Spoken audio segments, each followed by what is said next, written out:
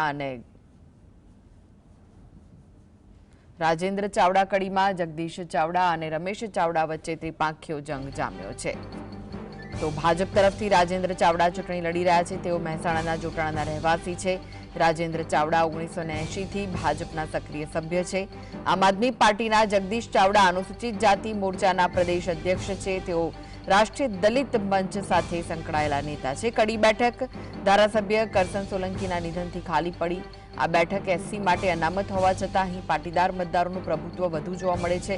કડીની જનતા કોની પસંદગી કરે છે તે આજના પરિણામથી ખબર પડી જશે। આજે પરિણામ જાહેર થવાનું છે। પેટા ચૂંટણીનું પરિણામ જાહેર થશે। કડી અને વિસાવદર પેટા ચૂંટણીના પરિણામો જાહેર થવાના છે।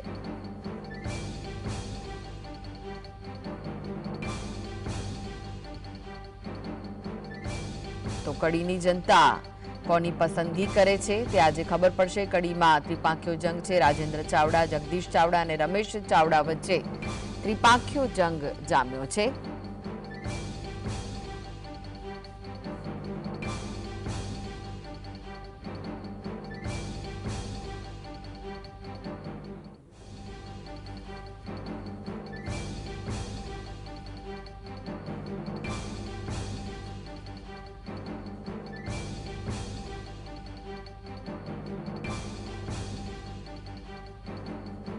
તો આ વિશે વધુ માહિતી માટે જોડાઈ ગયા છે સંવાદદાતા સંકેત।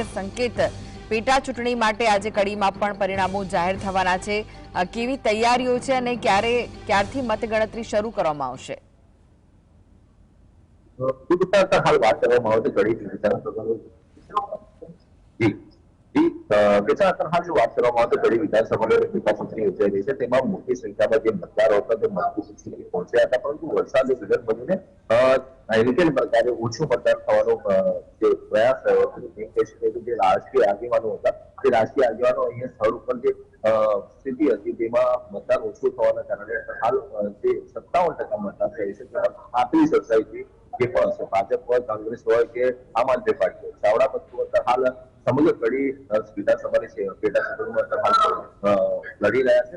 તેમનો હાલ મતપેટીમાં તેમ કહી શકીએ એટીએમમાં 22 સીલ પણ થયા છે। અત્યારે હાલ જો વાત કરીએ તો રમેશ ચાવડા હોય કે રાજેન્દ્ર ચાવડા હોય તે બંને વચ્ચે ભાજપ અને કોંગ્રેસ છે સીધો ચૂંટણીનો જે જંગ છે તે જામશે તેવી સ્થિતિ સર્જાઈ છે। ગુજરાત વિધાનસભાની જે ચૂંટણીની વાત કરવામાં આવે તો લગભગ 57% કરતા પણ 8% વધુ, આમ કહી શકે કે 67% કરતા પણ વધુ જે મતદાન થયું હતું તેના અનુસંધાને લગભગ 25,000થી વધુ વોટે ભાજપના જે ઉમેદવાર હતા તે જીત્યા હતા અને તેમનું નિધન થયા બાદ હાલ વાત કરીએ તો રાજેન્દ્ર ચાવડા અને રમેશ ચાવડા વચ્ચે સીધો જે જંગ યોજાઈ રહ્યો છે તે જોતા સમગ્ર બાબતે હાલ પાતળી સરસાઈ એમ કહી શકીએ કે જે મતદાન ઓછું થયું છે તેના અનુસંધાને 57% થી 58% જે મતદાન થયું છે તે બહુ જ નોમિનલ છે। જેના અનુસંધાને આમ કહી શકે કે જે ભાજપ છે તે બહુ પાતળી સરસાઈથી જીત થશે તેવી ખરાબ શક્યતાઓ નકારી શકાય તેમ નથી।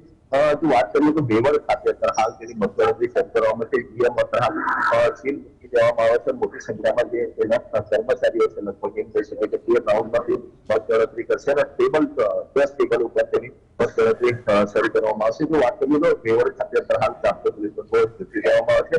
કાર્યકરો અને એજન્ટો હાલ મતગણતરી સેન્ટર સુધી પહોંચી ગયા છે। 8 વાગ્યાના સમયાંતરમાં મતગણતરી શરૂ કરવામાં આવશે। જે જોતા સમગ્ર બાબતે હાલ પોલીસે સીસીટીવી સહિતની સુસજ્જ આયોજન કરવામાં આવ્યું છે। લગભગ એમ કહી શકે કે 9 વાગ્યાના 9:30 વાગ્યાના સમયાંતરમાં પરિણામ સંપૂર્ણ જાહેર થશે। જો વાત કરીએ તો હાલ ભાજપ અને કોંગ્રેસની જે સીધી લડાઈ છે તેમાં આમ કહી શકીએ કે ભાજપની પાતળી સરસાઈથી 7 થી 8,000 કે 9,000 લીડ ચોક્કસથી મળશે અને ભાજપ જીત મેળવશે તેવું હાલ દેખાઈ રહ્યું છે। જી સંકેત, 8 વાગ્યાથી આપે કહ્યું કે મતગણતરી પ્રક્રિયા શરૂ થવાની છે, ત્યારે ભાજપ, કોંગ્રેસ અને આપના કેમ્પમાં કયા પ્રકારનો માહોલ જોવા મળી રહ્યો છે? કેવો ઉત્સાહ જોવા મળી રહ્યો છે? આમ કહી શકીએ તો ભાજપ હોય કે કોંગ્રેસ હોય કે આમ આદમી પાર્ટી હોય તે પાર્ટી જંગની હાલ આમ કહી કડી વિધાનસભાની બેઠક માટે આમ તો ઉમેદવાર 8 ઉમેદવારો છે, પરંતુ જે સીધી જંગ હોય છે તે ભાજપ અને કોંગ્રેસ વચ્ચે જ કડી વિધાનસભામાં હાલ દેખાઈ રહી છે। આમ કહી શકીએ કે શંકરસિંહ વાઘેલાની પાર્ટી હોય કે આમ આદમી પાર્ટી હોય તે જંગ લડી રહ્યા છે, પરંતુ તેમની ગણતરી હશે તે ખોટી પડશે તેવું હાલ દેખાઈ રહ્યું છે। એટલે ભાજપ કોંગ્રેસમાં કસમકસની સ્થિતિ છે। આમ એમ કહી શકીએ કે ભાજપ ભલે 35-37 જીતતું હોય, પણ રમેશ ચાવડા જે પૂર્વ ધારાસભ્ય રહી ચૂક્યા છે તેમણે એડી ચોટીનો જોર લગાવીને આ વખતે જીતવાનો પૂરેપૂરો પ્રયાસ કર્યો છે।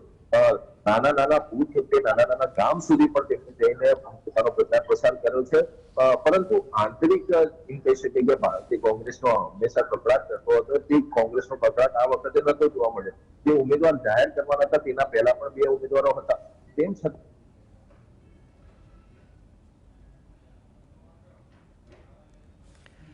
જી આભાર સંકેત માહિતી આપવા માટે। તો 8 વાગ્યાથી મતગણતરી પ્રક્રિયા શરૂ થવાની છે। ભાજપ તરફથી કડીમાં રાજેન્દ્ર ચાવડા ચૂંટણી લડી રહ્યા છે। તેઓ મહેસાણાના જોટાણાના રહેવાસી છે। રાજેન્દ્ર ચાવડા 1980થી ભાજપના સક્રિય સભ્ય છે। આમ આદમી પાર્ટીના જગદીશ ચાવડા અનુસૂચિત જાતિ મોરચાના પ્રદેશ અધ્યક્ષ છે। તેઓ રાષ્ટ્રીય દલિત મંચ સાથે સંકળાયેલા નેતા છે। કડી બેઠક ધારાસભ્ય કરસન સોલંકીના નિધનથી ખાલી પડી હતી અને આ બેઠક એસસી માટે અનામત હોવા છતાં અહીં પાટીદાર મતદારોનું પ્રભુત્વ વધુ જોવા મળે છે। કડીની જનતા કોની પસંદગી કરે છે તે આજના પરિણામથી જાહેર થશે। તો જે તૈયારીઓ છે તેને આખરી ઓપ આપી દેવામાં આવ્યો છે। 8 વાગ્યાની આસપાસ મતગણતરી પ્રક્રિયા શરૂ થવાની છે। હાલના સવારના દ્રશ્યો જોઈ રહ્યા છો, જ્યાં જે ઓફિસરો છે તે પહોંચી ચૂક્યા છે અને 8 વાગ્યાની આસપાસ મતગણતરી પ્રક્રિયા શરૂ થશે અને બપોર સુધીમાં ચિત્ર સ્પષ્ટ થઈ જશે કે કોની જીત થવાની છે અને કોની હાર થવાની છે। અહીં ત્રિપાંખ્યો જંગ જામ્યો છે। ત્રણેય ચાવડા બંધુઓ છે, તેમના વચ્ચે જંગ છે, પરંતુ ઓછું જે મતદાન થયું હતું 57.9% મતદાન થયું હતું કડીમાં, તે પણ ચિંતાનો વિષય છે। ત્યારે હવે જોવાનું રહેશે કે કોના પર પસંદગીનો કળશ ઢોળાય છે, જનતા કોને પસંદ કરે છે।